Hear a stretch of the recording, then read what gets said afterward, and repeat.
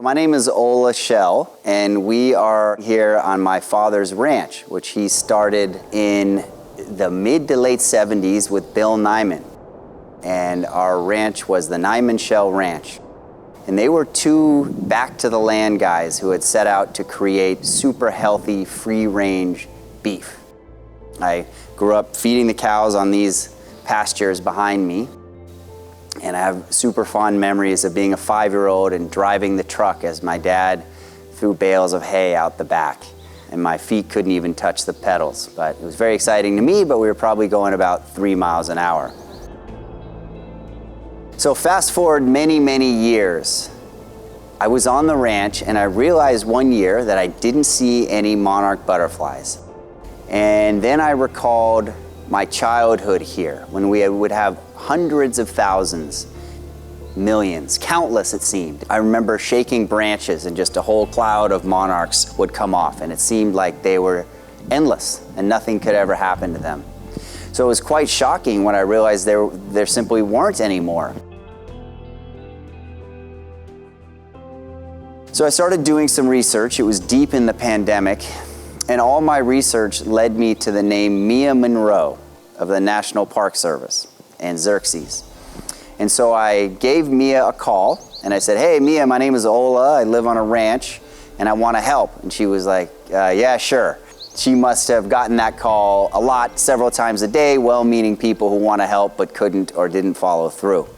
But I felt I was different in that I was in the privileged position of being born into this ranch where we had a water source, we had plenty of space, and during the pandemic, I had the time to take something on. So she had put me in touch with the good people at Xerxes, and they came out and did a survey of our property saying you could plant 1,200 or so individual native nectar plants, and that could serve as a food source for the monarchs when they come to overwinter, because Bolinas is historically one of the major overwintering sites for the western monarch. And I was like, well, all right, I'll give that a try. So I took their list, bought hundreds and hundreds and hundreds of nectar plants, and I went up in my car on a rainy day, and the guy was like, "There's no way you're gonna fit that in your car." And I said, well, let's try. And we did. We fit like, I don't know, 500 plants in my car at one time.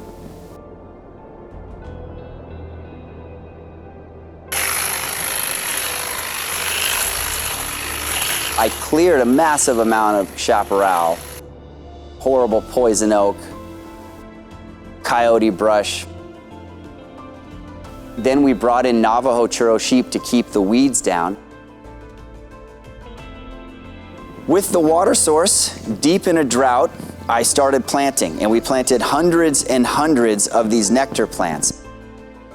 After that, we started getting more and more pollinator plants. We continued working closely with Mia Monroe of the National Park and Xerxes, and then working with Audrey Fusco from Spawn in the San Geronimo Valley. We now have probably 500 or 600 plants in the ground, and my vision from the outset was to combine these native nectar plants with existing fruits and berries in a farming operation we have, which we've also expanded. The idea is it would be a whole cohesive system where we have hundreds of these native nectar plants, and then we also chose fruits and berries that can be consumed but are also beneficial nectar sources for the butterflies. We have everything from seaside daisy to ceanothus to California aster, pomegranates, blueberry, raspberry, apples, pears, even avocado, figs. So we have a whole little operation here. We have already seen with all the nectar plants a huge uptick in bumblebees. We had a lot of volunteer bee plant which came up, which is native. And as a result, we have a massive bee population, from honeybees to bumblebees, and I've never seen so many bees in one place. We also do a lot of field trips with kids, with the local Bolinas school, and Xerxes, and the Environmental Action Committee of West Marin. And then we did something pretty interesting. We partnered with a veteran group called Guardian Grange. And there's a guy named Mark who was an Iraq War sniper and Navy SEAL. He dedicated his life to bringing former soldiers to the land to work, to help with trauma and PTSD. So we brought in September 11th, or honored September 11th, by having Guardian Grange out and starting construction on this fence.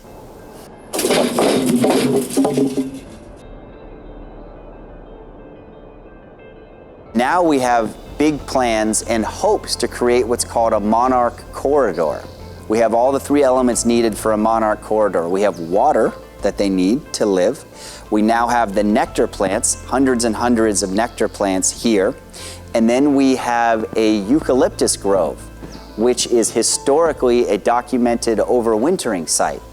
The eucalyptus grove could use some work to be kept up to once again become a desirable overwintering site. And there's a gentleman by the name of Stu Weiss who uses LiDAR imagery from satellites and drones and basically works on the overwintering site by planting new trees to keep out wind and then thinning out some of the existing trees to bring in sunlight, which is what makes a desirable overwintering site.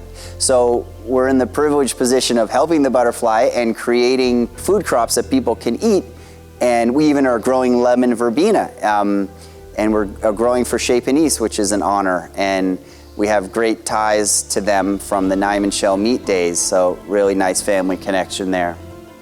So that's what we have going on the ranch. If anybody's interested in hearing more, they can go to westmarinmonarchs.org, and you can reach me there. I show people around all the time. If people want to make a donation, they can.